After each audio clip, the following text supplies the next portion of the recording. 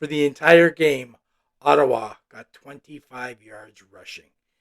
You guys might want to get yourself a ground game. Oh, wait, you had one, and you got rid of it.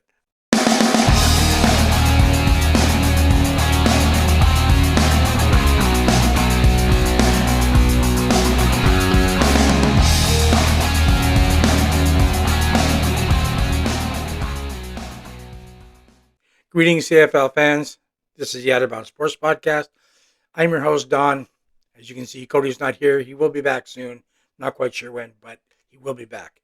Today, we're doing the CFL Semi-Finals edition. Please tell me you watched these games this weekend. If you didn't, don't worry. We got highlights. But exciting games, both of them. Let's get started with the highlights of the Argos game, and I'll see you in a minute. 2 weeks ago, scored in their first 4 possessions. End zone look. Touchdown! Wow. Oh, what a catch by Braylon Addison. I asked him the power of that necklace, and he said, it's kept me safe all season long. Big play, Mackay Polk. Taken off. Gone for the Argo touchdown. Ottawa dominating in that step and leading this game, but back come the Argos. Caught. Touchdown to Boris Daniels. Till halftime and a 2nd and 3. Pressure. End zone. Touchdown. Jalen Acklin again. Sentiment with him to the nation's capital. 6 seconds to go. They do a short kick. And the Argos are on it. So really, if Ira Lau can make this field goal, it's a 53-yard try. And it's good. To the ball game. 1st and goal. Kelly back in. Throwing. Touchdown.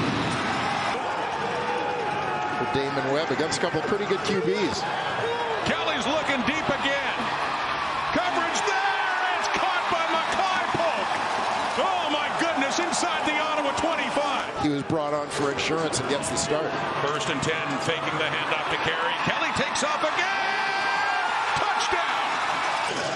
As his career continues. 2nd and 5. Ottawa 13. Kelly.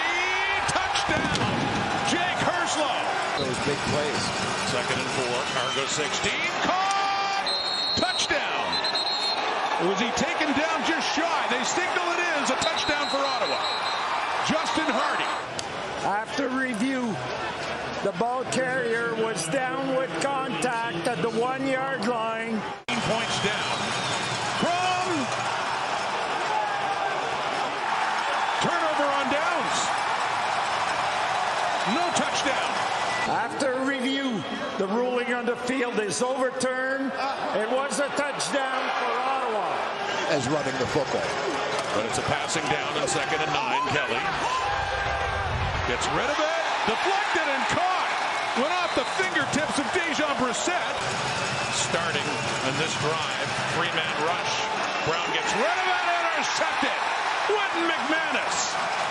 The leader on that Argo defense. He pitches it back. Tavares McFadden has it. And has something big going here to put this one away. He can run all the way to Montreal.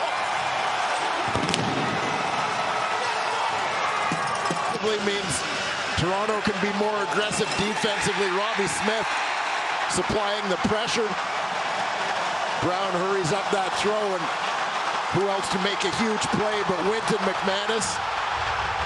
A risky decision to lateral deep in your own territory at this stage of the game, but... And back to the playoffs. But in a bind right now. Oh, intercepted! Benji Franklin! Could it be happening again? It is! Back-to-back defensive touchdowns.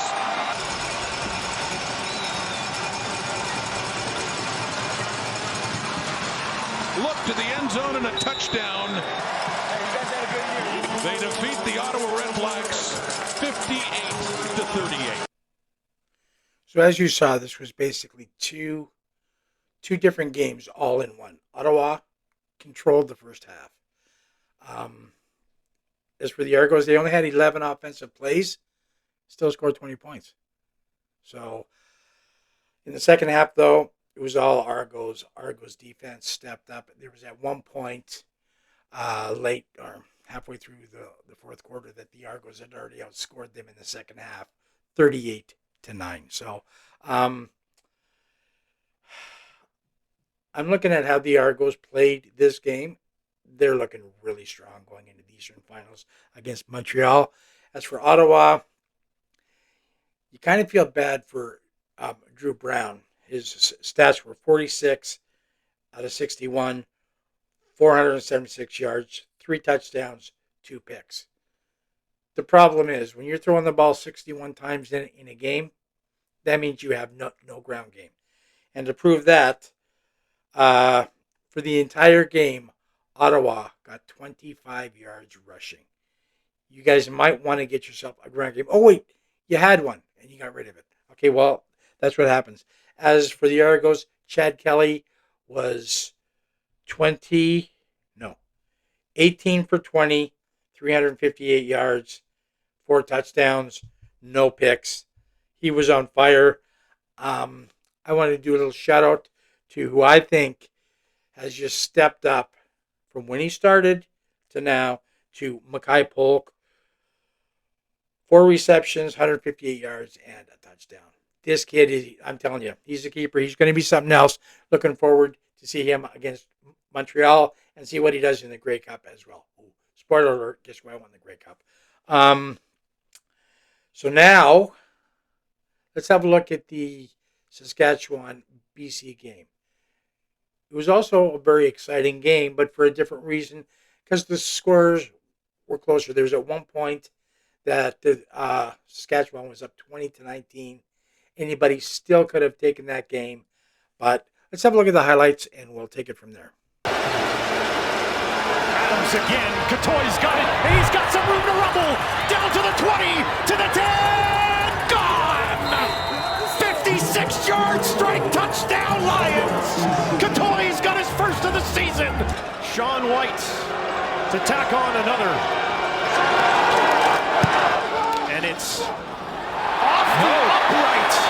Had a great opening drive, has been slowed a bit since then. Flushed out of the pocket here, on the run, to the right, down the field, intercepted, just inside the 50. It's taken away for the first time today. They'll give it to A.J. Run out of steam, stopped just short. The Riders look for the lead. A.J. Ouellette steps up, he's going to take it, pushing it towards the end zone, got it! Empty backfield for Adams. Escapes the pocket, throws to the end zone, far side, got it! McInnes, touchdown! First down at the BC 30. Harris with 4 receivers out to his right, hands it off to his left. Breaks the tackle, can he go? To the 10, 5, touchdown! 39-yarder from just inside the left hash.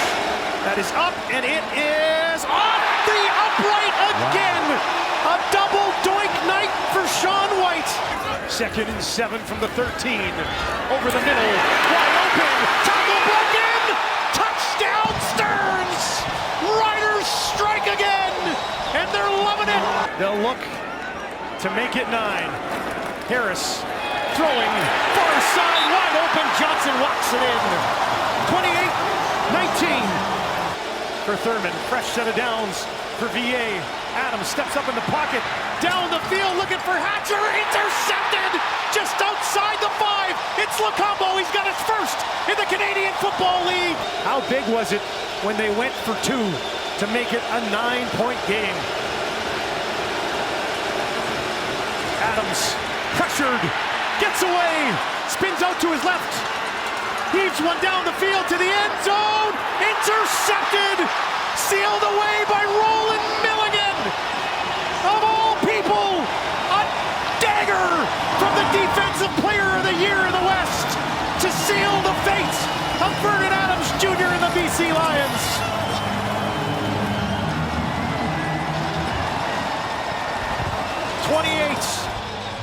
(28-19) the final as they take care of business against the BC Lions. Okay, so this was up until the fourth quarter. This was still anybody's game. The big differences were Mr. Consistency, Sean White, 2 field goal attempts off the uprights. There's 6 points there. Even though Adams threw for over 300 yards, he also threw 3 picks, 2 of them in the fourth quarter, one late. That was basically at that point. Well, at that point it was over. Saskatchewan's defense really showed up. Saskatchewan's defense looked good. If you throw away the last game of the season with Saskatchewan and Calgary, which Saskatchewan didn't play their starters, Saskatchewan has been on fire lately. They've been playing really good football. I'm really looking forward to the game between Saskatchewan and the Bombers in the Peg coming up on Saturday. I think it's going to be a great game, equally with the Argos and the Alouettes. I'd like to just mention a bit about AJ Olette. He was in there. He wasn't 100%, but like he said, they didn't bring him there for the regular season. They brought him there for the playoffs. And he was able to score 2 touchdowns. He had average stats, 14 carries for 70 yards, but he got it done when he had to. Overall, really good game. So I had the Argos to win, and I had Saskatchewan to win. Cody had the Argos, and he had BC, so I just edged him out on that one. With the upcoming picks, I'm going to go with the Argos over Montreal. I'm going to go with Saskatchewan over the Bombers. I just like the way Saskatchewan's playing. And the Argos, they're on fire right now. They're just, when you score 58 points, yeah. And Cody is also going for the Argonauts. And obviously, if you've seen the previous videos, he's a huge Bombers fan, so he's going for the Bombers. And we also heard from our grand prize winner, Laura, and she's going for the Bombers and the Alouettes. So we'll see what happens. I think it's going to be some exciting football. Do me a favor. If you've got any friends who haven't caught on to the CFL yet, let them know. Because this football is so exciting. It needs a stronger fan base. Like, the Argos scored 58 points, which was the third highest by one team in CFL history. Combined, the two teams scored 96 points. That tied the record. 96 points in a playoff game. I've never seen that in the NFL, ever. Let's just all team up together, give a little push for the CFL. I'm looking so forward to the games. So that's it for now. Thanks for watching. Please take the time to like and subscribe. Tell all your friends about CFL, and we'll see you next time.